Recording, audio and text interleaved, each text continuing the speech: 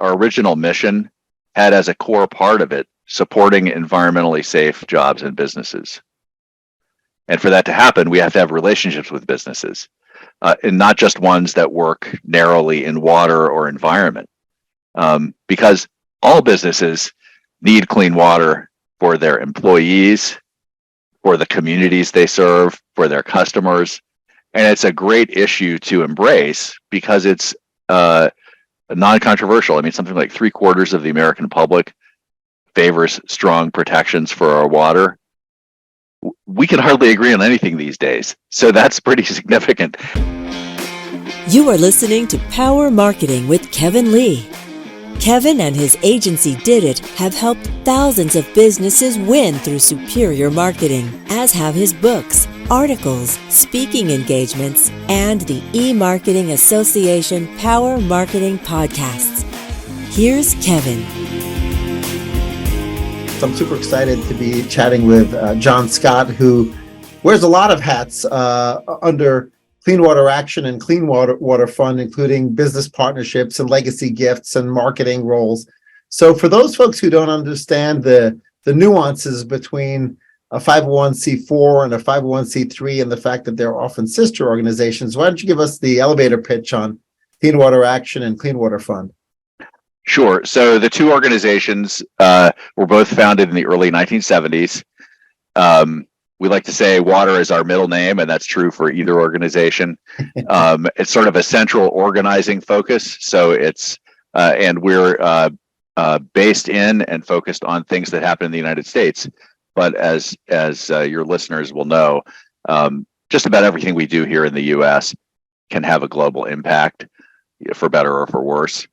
And I'm going to quickly show off my T-shirt, and then I'll go back to your technical question about the difference. So this is a new design, and basically what it says, for folks who don't want to try to scrutinize it there, is it says, when we protect clean water, we protect us all.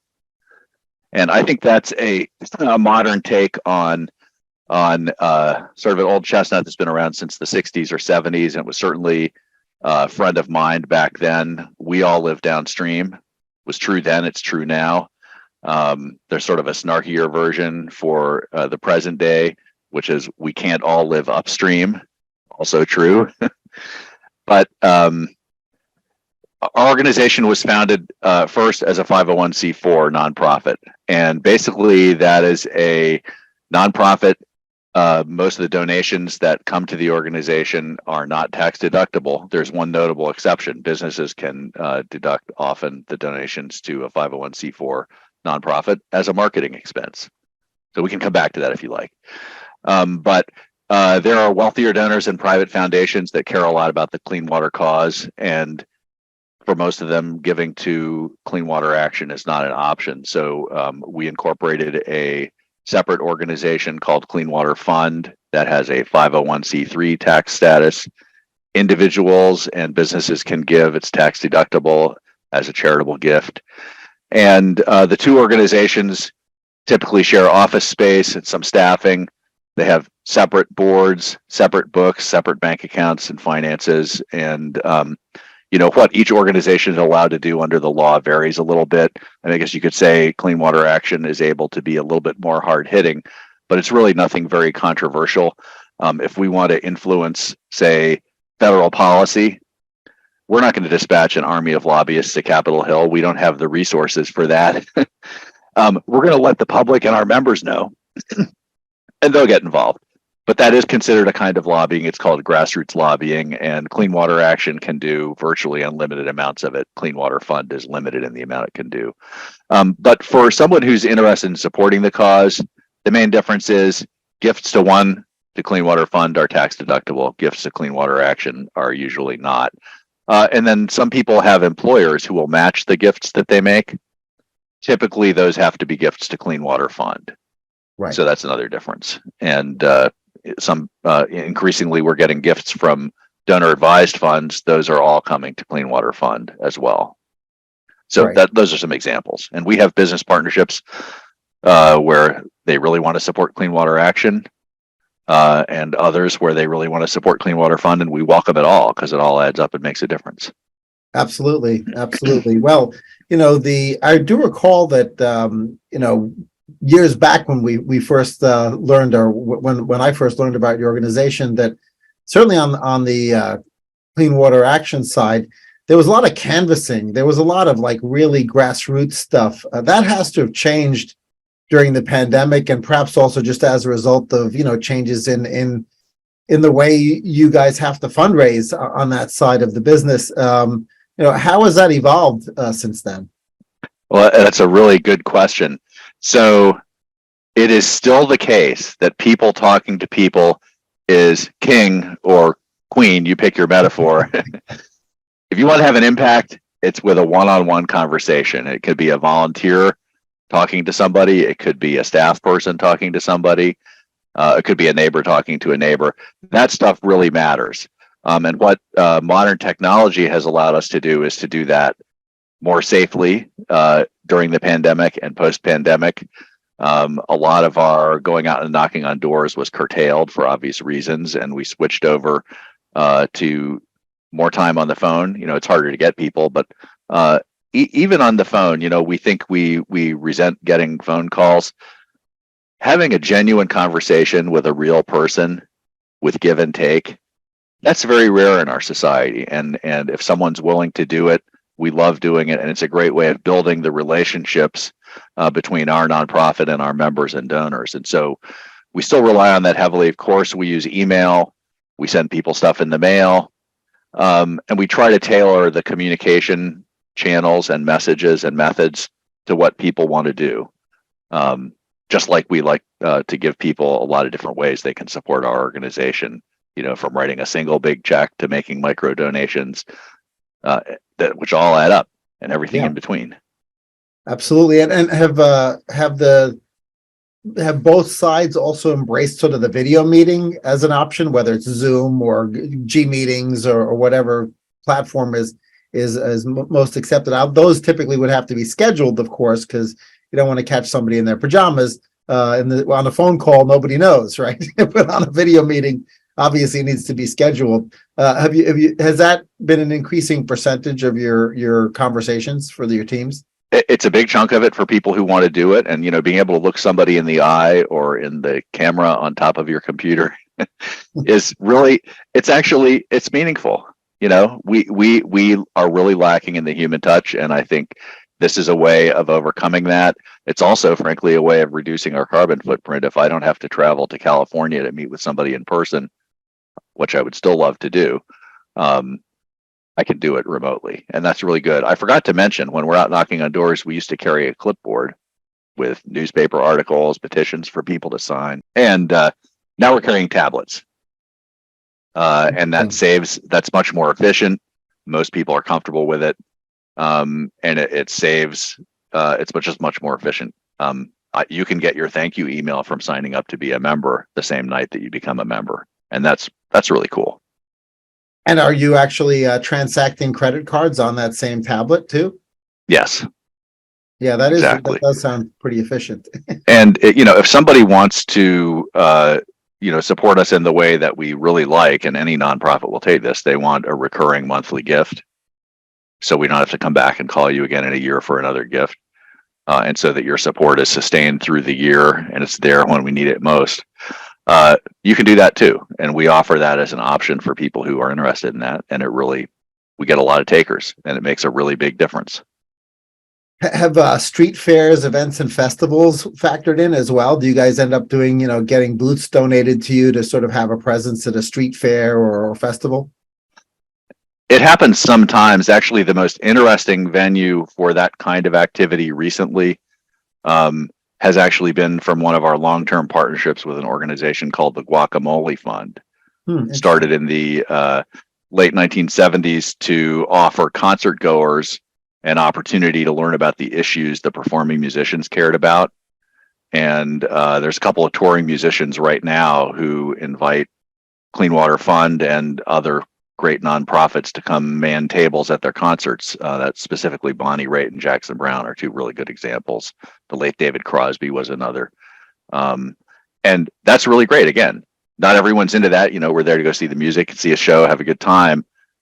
But everybody cares about clean water. and some people are willing to engage in a good conversation and take an action to make a difference. Absolutely.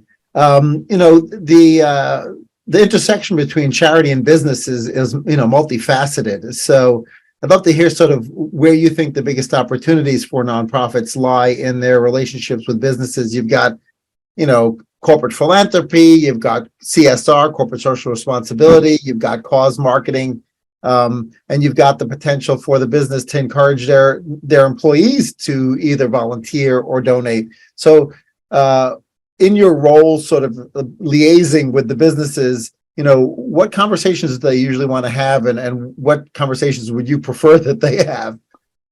Well, I'll start with the one that we get a lot is, we'd like you to sell our products to your members or our services to your members.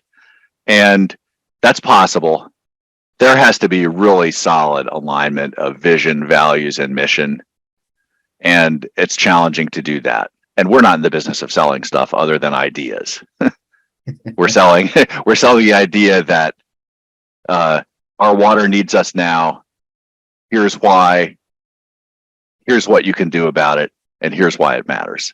So there's that kind of thing. But in terms of opportunities, they all matter. So we have had some large partnerships where a company will just give us a large grant. We have other ones where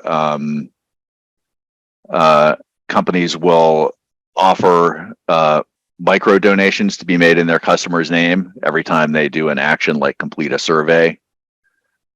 We have partnerships where the business will link purchases of an item to a donation they then make to Clean Water Fund or Clean Water Action. But the point of departure for all that I really like, as I go back, our original mission had as a core part of it supporting environmentally safe jobs and businesses. And for that to happen, we have to have relationships with businesses, and not just ones that work narrowly in water or environment, because all businesses need clean water for their employees, for the communities they serve, for their customers. And it's a great issue to embrace because it's non-controversial. I mean, something like 3/4 of the American public favors strong protections for our water. We can hardly agree on anything these days. So that's pretty significant. And it's a great place of starting a conversation. And that conversation may lead to some of the other issues that touch water, like climate or the problem of plastic trash, which we're drowning in, or toxic substances that are ending up in our water or in our bodies or our food or the products we buy, all those things.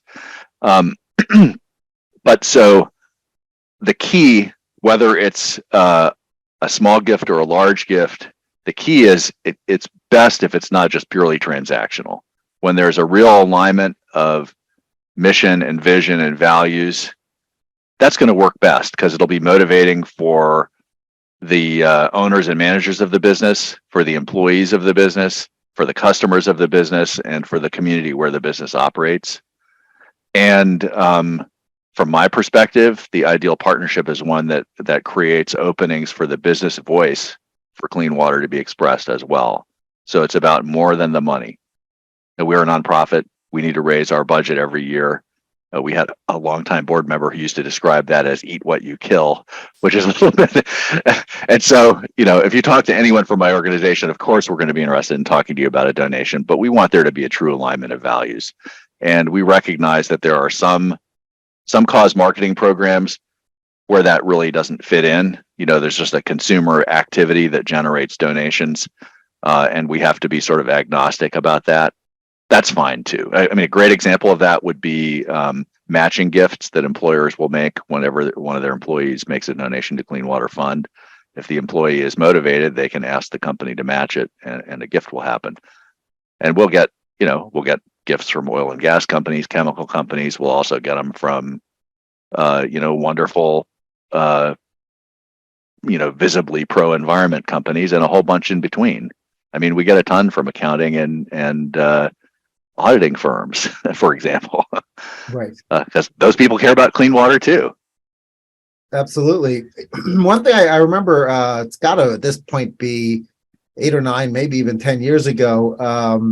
I think it was you who invited me to a group of sort of climate and conservation related nonprofits met up at the Mohonk House, I believe it was, and had a conference because your missions, while not identical, were similar enough that I think you were sort of trying to figure out how to make each other stronger, make each other better, and sort of advance the cause at a more macro level. And I think that's unusual in the nonprofit community for what might seem like competing nonprofits to sort of get together and realize that, you know, their missions are in pretty tight alignment with each other. I'd love to hear a little bit more about that, because I wish that other nonprofits would do that too. When you think about cancer nonprofits and other nonprofits in certain categories, it may be animal nonprofits, right? They occasionally collaborate, but it was an unusually high level of collaboration in that event. So that was an annual conference organized by the Environmental Grant Makers Association. And outside of my role with Clean Water, I manage a small family foundation, which does a lot of environmental grant making. That won't surprise you, since family foundations tend to give for the things that family members care about. And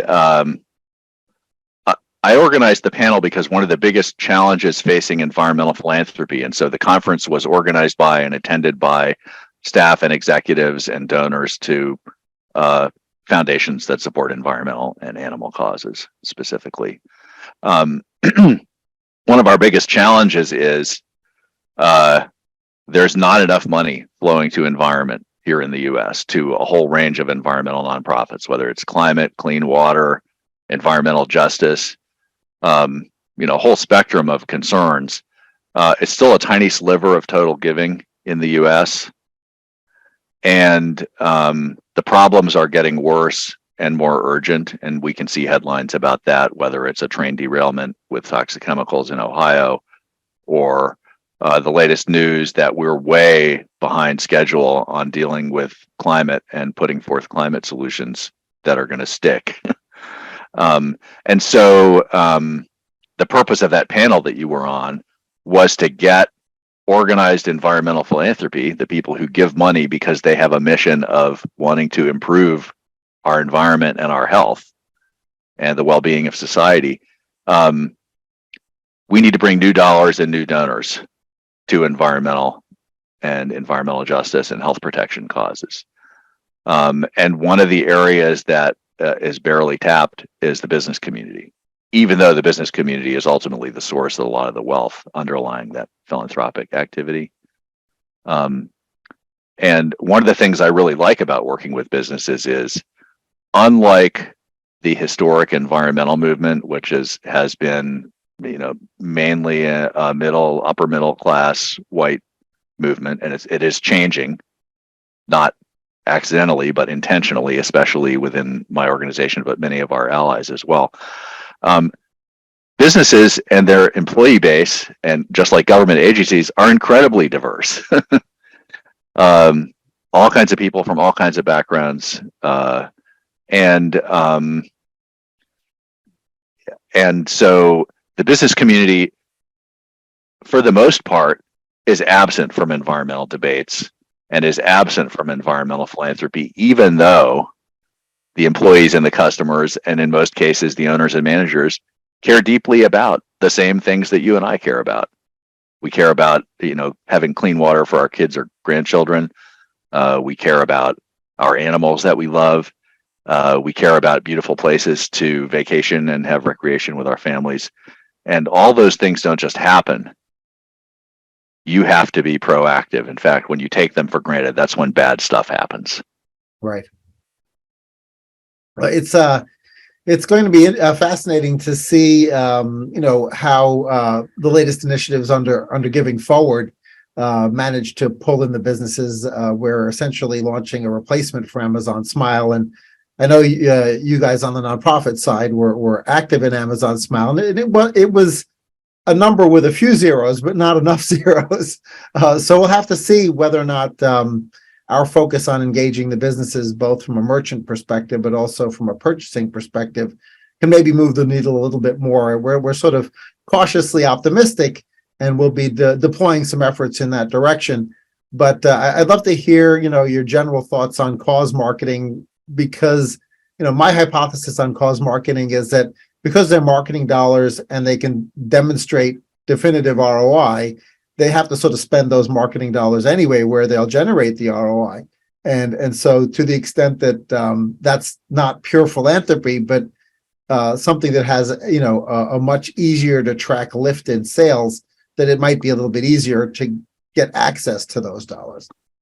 Yeah, well, I think it's pretty interesting as I understand it, and I'm not Amazon, I'm not Jeff Bezos, but the premise of Amazon Smile was, well, first of all, it was step in and do something that they saw third parties doing, which is capturing traffic to their website and diverting some of the small affiliate marketing fees that get paid to deserving nonprofits. And they recognized that if, the typical online consumer, whether they're buying at Amazon or somewhere else, they're looking for the products they want. They're looking for the best possible price. But sometimes things are more or less equal, and the thing that makes a difference is that business or that purchase results in some financial support for a cause we care about, even if it's a small donation. And so what was cool about the Smile program was I forget what it is. Well over half the people that buy stuff online buy something from Amazon multiple times a year. And so for those shoppers, if they care about a cause, it was a way they could support that cause. And from Amazon's perspective, it was a way to get them to keep coming back to that platform. And we're grateful for, every dollar that we receive from someone that makes that choice, signs up for that program and chose us as their cause. But, the reality is over the 10, 15 years of the program, it generated in the high hundreds or low thousands in contributions, because the tiny fraction that came back to our nonprofit was relatively small, which is true for all of them. But big brand name nonprofits did tend to get larger sums. And from the company's perspective, they gave away millions and millions of dollars, and they got all the benefit from that. And I would argue, in relative terms, that some of the nonprofits, no matter how deserving, got very little of benefit from it. So I think there's an opportunity to do better. And our past work with your company that you started, We Care, sort of demonstrated that. I mean, that was able to raise over a very relatively short time close to $1 million, possibly even a little bit more than that. And I have a couple of thoughts on this. One, I think customers appreciate having sort of a small group of curated businesses to choose from with some financial advantage, an incentive to go there, and embrace of a cause they love. And they also like having a choice of a relatively small, manageable number of nonprofit causes they can pick from. They may stick with one they love. They may jump from one to another. If they have 1,000 choices, they're not going to choose anything. If they have a couple dozen choices, and they're in alphabetical order, and the sea of clean water is near the beginning, they're going to choose clean water. And we really like that. And in all seriousness, though, if you lay out a bunch of causes and clean water is there for people to see among them, people time after time will pick it. It's just the nature of the issue. We're fortunate that our founder chose that name as opposed to environment something or other, because it resonates with people. Yeah. I think I agree with you that curating a set of nonprofits to simplify choice when a person hasn't yet made a choice is absolutely a better user experience, because that's the same thing. Even if you're buying products at the store, you get too many choices in the black beans aisle of Whole Foods. That doesn't help you very much. After a certain point, there's too many choices, right? So curating the folks who come in over the transom will be an important part that we'll have to work through on the Giving Forward side, as well as our partnerships with merchants, our partnerships with nonprofits, and our partnerships with influencers, because in some cases we're going to let the influencers or publishers sort of make a pre-selection, a suggested pre-selection, and then allow the consumer to sort of choose to change it. But often if people see a cause that resonates with them, they're just like, oh yeah, that's good. I'll take that one. I'll take the Yeah. recommendation of this influencer or this publisher as the one that I'll work with. So Well, I like it. Yeah. There's a marketing maxim, which I just tripped across recently, but it's so true, which is that the confused mind always says no. And so our job is to clarity of what we're about. That's why I like to say water is our middle name. And but also, as you said, the donor is the one who chooses. I don't get to choose what cause you, Kevin, are going to support, and I don't get to choose what causes your business is going to support. And so I think something that finds the happy medium between offering choice and not overwhelming with choice right. is really key, and that'll keep people coming back for more. So as far as your upcoming plans for this year, obviously, environmental events like Ohio perhaps have a silver lining, right? In that they allow you and your team to sort of remind people just how critical this is, right? And just has your team found that it has sort of opened the door to conversations that perhaps might have been closed before? Well, yeah, I might not call it the silver lining, but we know preventable accidents are going to happen. We've known about the data's out there on those, not to pick on one industry or transportation sector, but train derailments will happen. Some trains carry hazardous materials. Perhaps we shouldn't be routing those trains through areas where a catastrophic accident could harm people or wreck their water. Right. And that's common sense. And the trick is to catch policy up to common sense. And there does tend to be a divide between what the public wants and what politicians will do. And the solution to that is make democracy work, get people involved, tell them what's going on and how they can make a difference. And that's not being political. That's just civic engagement, civil society working as it's supposed to. And I'm always, fired up about that, because that's sort of the secret sauce behind what we do. Like I said, we're not an army of highly paid lobbyists. We are an army of people who care about clean water and want to see it protected now and for the future. So for other nonprofits that have not discovered grassroots, any tips for them to sort of move from their sort of perhaps more traditional modalities to really engaging in a grassroots way with their supporters? Well, I think part of it is to overcome, we've been trained by modern society to not want to talk to strangers. This has been, made even worse by, legitimate concerns for our health in a time of pandemic. But we've been conditioned to not like phone calls because a lot of them are junk. And, like the call I got today from Customs and Border Patrol, telling me that a package headed my way had been intercepted, and if I would only pay a lot of money to the scammer, I'd be rescued. So we all get calls like that, and so we're resistant. But that doesn't mean people don't want to have a conversation. In fact, if I'm knocking on your door, Kevin, or calling you on the phone, and the timing is right for us to have a conversation, which is where we start. If it's not a good time or you're not interested, I don't want to waste your time or harass you. But if you're open to having a conversation and it leads to you deciding to take an action or support my organization or make a donation, when that call comes to an end, even if you had been asked ahead of time, do I want to call? You probably would have said no.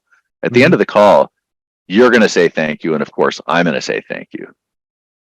And that's really special. That doesn't happen very often today. Yeah. So I would say overcome your fear. Get out there and knock on doors, whether physical or metaphorical. And you might be surprised what you find, because most people have more that we can agree on than we can disagree on. Once you brush aside the political sloganeering and the sort of tainted discourse that we find ourselves in right now. Right, right. Well, that's great advice, and let's hope that advice can even apply to bringing both sides of the aisle together on certain issues that they agree upon. Which, currently, when this is being recorded, the only thing they seem to be able to agree upon is they don't like TikTok. But other than that, it seems like they disagree on pretty much everything else. But clearly, there are opportunities for common ground, and I hope that everyone sort of takes that to the next level. But what has you excited about the next year from a marketing perspective and from just an operations perspective?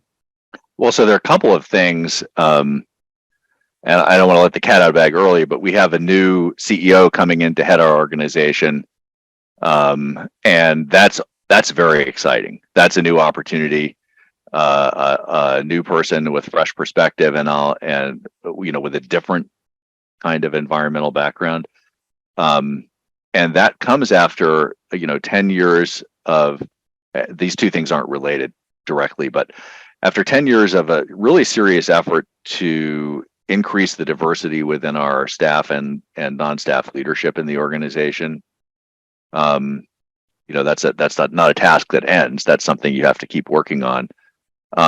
But we're having new leadership coming in at a time when all that hard work has been put in behind the scenes. Interestingly, it's support from businesses that have made that possible, because very often the support from businesses, whether it's large or small donations, that's coming in with relatively few strings attached. And that is just critical. Any business already gets this stuff, the imperative of paying attention to diversity, equity, and inclusion, and justice and belonging, however they define it for their workplace culture. And any business that wants to support nonprofits should be paying attention to how are those nonprofits doing, and how can we help them, be on the same journey that we're on. So that's one thing I'm excited about. New leadership, chance to take some fresh start. We've had quite a good run with an excellent internal manager who's had an iron fist on the finances, and I mean that in a positive way.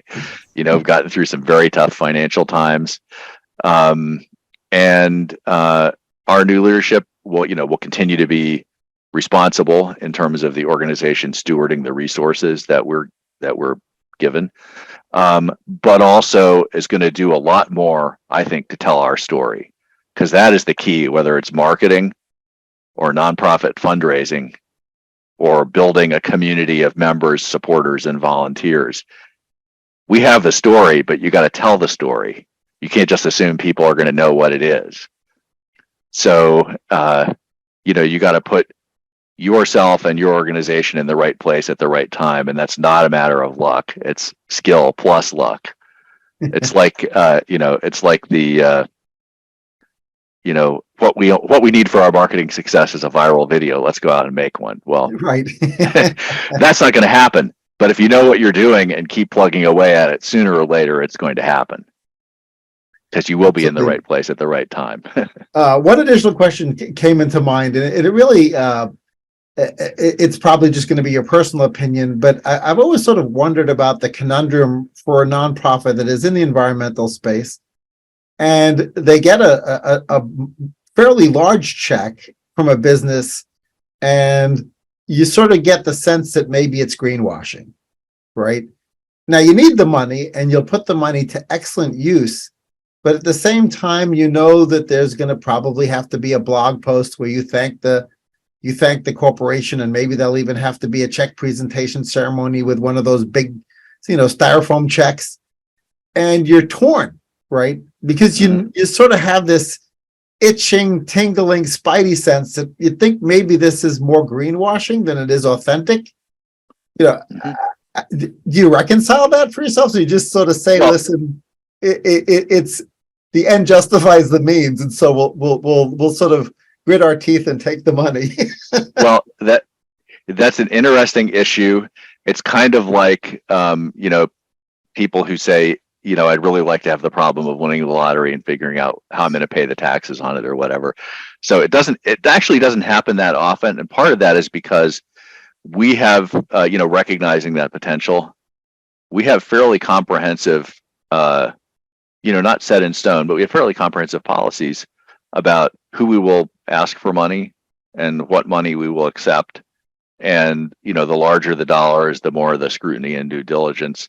But that's why I mentioned early in our conversation, the alignment of values is more important than the money. And if you start from there, you're going to end up in the right place. And I think there is that risk of the greenwashing. But, the closest I've come to experiencing it is it might be a product or a line of products or services that a company offers that's good. And then there's something else that they do that's sort of a little bit less good. And we try to decide those on a case-by-case basis. And also, we try to avoid the appearance of us endorsing a product or service or a company, just like a business, generally speaking, doesn't want to be in a position of endorsing us.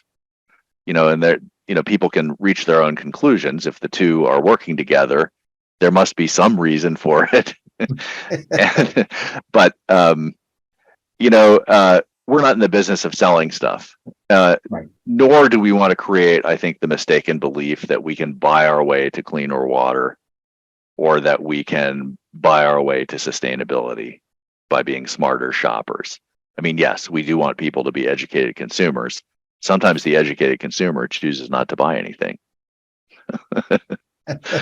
That's a great point. Yeah, there's still plenty of opportunities for commerce there, but we can be discerning, and yeah.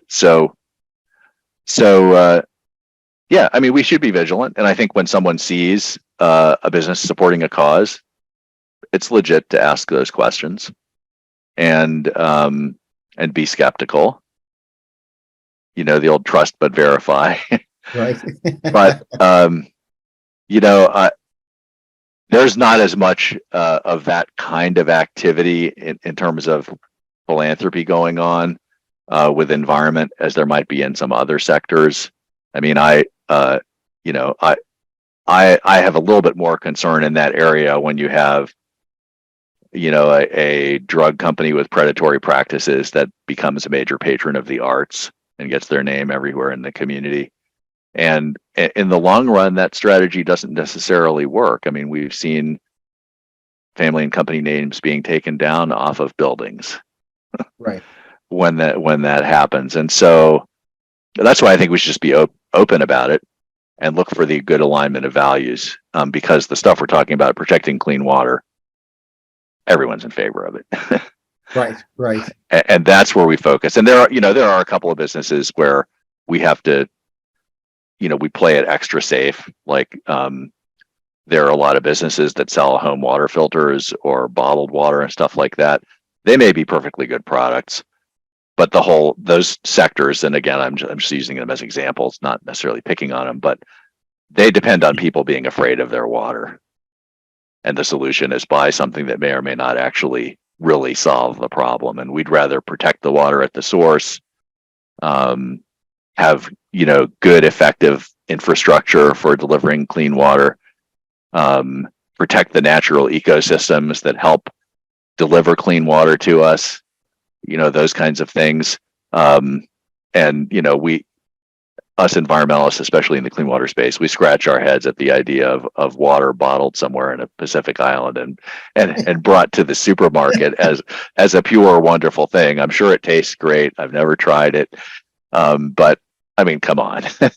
Right. We won't name any names. So. Well, it was great catching up with you, Jon, and look forward to working on some things together and staying in touch. Yes. And I would say if I want to leave your audience with any thought, if you have a business that's interested in any of the things we were just talking about, Kevin would love to continue the conversation with you. I would love to engage with you. I'm especially excited about entrepreneurs who are just getting started in either their first business or a new business. There are some great opportunities to bake support for clean water and giving back or giving forward into what you're doing. And I believe sincerely, if you find out the right way to do it for yourself and for your business, you're going to be more successful. Yeah, I agree. Consumers care, and so do B2B purchasers. And it's not, not purely the B2C, but also B2B. So, yep, absolutely. Yep. Well, good. Great. We'll talk soon. Thanks for this conversation. Really appreciate it. Likewise. Kevin Lee's Power Marketing is available on all your favorite podcast networks. Kevin loves helping businesses excel at marketing. Having marketing challenges? Just like Santa in The Miracle on 34th Street, if Kevin can't help you, he'll know someone who can. Find him on LinkedIn, subscribe, or follow.